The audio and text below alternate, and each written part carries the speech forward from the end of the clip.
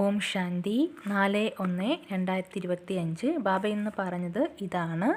മധുരമായ കുട്ടികളെ, നിങ്ങൾ അശരീരിയായി മാറി ബാബയെ ഓർമ്മിക്കുമ്പോൾ നിങ്ങളെ സംബന്ധിച്ച് ഈ ലോകം തന്നെ അവസാനിക്കുന്നു, ദേഹത്തെയും ലോകത്തെയും മറക്കുന്നു.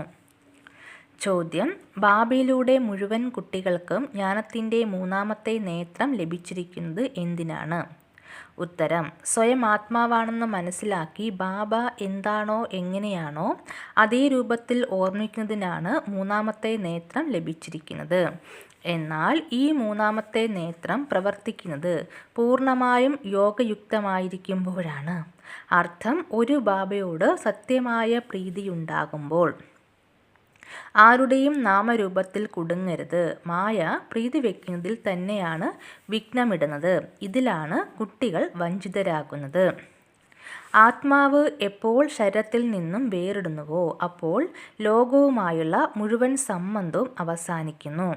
ആത്മാവ് ഇതിൽ നിന്നും വേറിട്ടാൽ പിന്നെ അവരെ സംബന്ധിച്ച് ആ സമയം മനുഷ്യ സൃഷ്ടിയില്ല.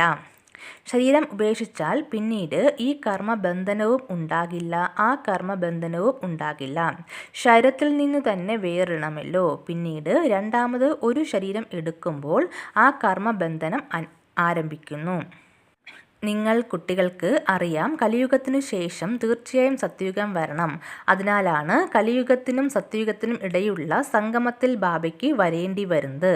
നിങ്ങൾക്ക് വളരെയധികം സന്തോഷമുണ്ടാകണം, നിരന്തരം ഓർമ്മ ഉണ്ടായിരിക്കണം. ബാബ ഇപ്പോൾ നമ്മെ പുതിയ ലോകത്തിലേക്ക് യോഗ്യരാക്കി മാറ്റുകയാണ്. മറ്റാരുമല്ല, നിങ്ങൾ ഭാരതവാസികൾ തന്നെയാണ് യോഗ്യരായി മാറുന്നത്. ബ്രഹ്മാവ് വ്യക്തത്തിൽ നിന്നും അവ്യക്തമായി മാറുന്നു. അവർ രാജയോഗം പഠിച്ച് വിഷ്ണുവിൻ്റെ 2 രൂപങ്ങളാകുന്നു. വിശ്വത്തിൻ്റെ അധികാരിക്ക് വിശ്വത്തിൻ്റെ ചരിത്രവും ഭൂമിശാസ്ത്രവും മനസ്സിലാക്കി തരാൻ സാധിക്കൂ. ബാബ കുട്ടികൾക്ക് ജ്ഞാനത്തിൻ്റെ മൂന്നാമത്തെ നേത്രം നൽകിയിട്ടുണ്ട്. ബാബ പറയുന്നു, പ്രീതി എന്നോട് വയ്ക്കൂ. മായ ഇങ്ങനെയാണ്, അത് പ്രീതി വയ്ക്കാൻ അനുവദിക്കില്ല. എൻ്റെ കസ്റ്റമർ പോകുന്നു എന്ന് കണ്ടാൽ മായ അപ്പടി ചെവിയിലും മൂക്കിലും പിടികൂടും. പിന്നീട് വഞ്ചിതരാകുമ്പോൾ മനസ്സിലാക്കും മായ വഞ്ചിച്ചുവെന്ന്. മായാജീത്തും ജഗജീത്തുമാകാൻ സാധിക്കില്ല, ഉയർന്ന പദവി നേടാൻ സാധിക്കില്ല. നമ്മൾ വിദ്യാർത്ഥികളാണ്. ബാബ നമ്മുടെ അച്ഛനും ടീച്ചറും സദ്ഗുരുവുമാണ്. ഇപ്പോൾ നിങ്ങൾ വിശ്വത്തിൻ്റെ ചരിത്രവും ഭൂമിശാസ്ത്രവും പരിധിയില്ലാത്ത ബാബയിൽ നിന്നും കേൾക്കുന്നു, പിന്നീട് മറ്റുള്ളവരെ കേൾപ്പിക്കുന്നു. ധാരണയ്ക്കുള്ള പോയിന്റ് 1. ഈ മോശമായ ശരീരത്തിൽ നിന്നും പൂർണ്ണമായും നഷ്ടോമോഹയായി മാറി ജ്ഞാനത്തിൻ്റെ അതീന്ദ്രിയ സുഖത്തിൽ കഴിയണം. ബുദ്ധിയിൽ ഉണ്ടായിരിക്കണം, ഇപ്പോൾ ഈ ലോകം മാറുകയാണ്, നമ്മൾ നമ്മുടെ സുഖധാമത്തിലേക്ക് പോവുകയാണ്. രണ്ടാമത്തെ പോയിന്റ്: ട്രസ്റ്റിയായി മാറി എല്ലാം സംരക്ഷിച്ചുകൊണ്ടും തൻ്റെ മമത്വത്തെ ഇല്ലാതാക്കണം. ഒരു ബാബയോട് സത്യമായ പ്രീതി വയ്ക്കണം. കർമ്മേന്ദ്രിയങ്ങളിലൂടെ ഒരിക്കലും ഒരു വികർമ്മവും ചെയ്യരുത്. വരദാനം: ബ്രഹ്മ ബാബയ്ക്ക് സമാനം ശ്രേഷ്ഠത്തിലും ശ്രേഷ്ഠ ഭാഗ്യമുണ്ടാക്കുന്ന പരോപകാരിയായി ഭവിക്കൂ. ശ്രേഷ്ഠ സ്ഥിതിയിലൂടെയും ശ്രേഷ്ഠ കർമ്മത്തിലൂടെയും ഭാഗ്യത്തിൻ്റെ രേഖ എല്ലാ കുട്ടികളും വരച്ചിട്ടിട്ടുണ്ട്.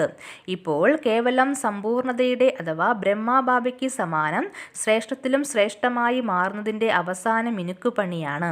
അതിനുവേണ്ടി പരോപകാരിയാകൂ, അതായത് സ്വാർത്ഥഭാവത്തിൽ നിന്നും സദാ മുക്തമാകൂ.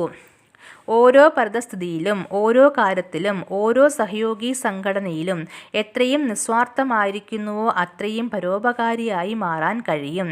സദാ സ്വയത്തെ നിറവുള്ളതാക്കി അനുഭവം ചെയ്യും. സദാ പ്രാപ്തി സ്വരൂപത്തിൻ്റെ സ്ഥിതിയിൽ സ്ഥിതി ചെയ്യും. സ്വയത്തെ പ്രതി ഒന്നും തന്നെ സ്വീകരിക്കില്ല. സ്ലോഗൻ: സർവസ്വ ത്യാഗിയാകുന്നതിലൂടെ മാത്രമേ സരളതയുടെയും സഹനശീലതയുടെയും ഗുണം വന്നു ചേരൂ. അച്ഛാ, ഓം ശാന്തി.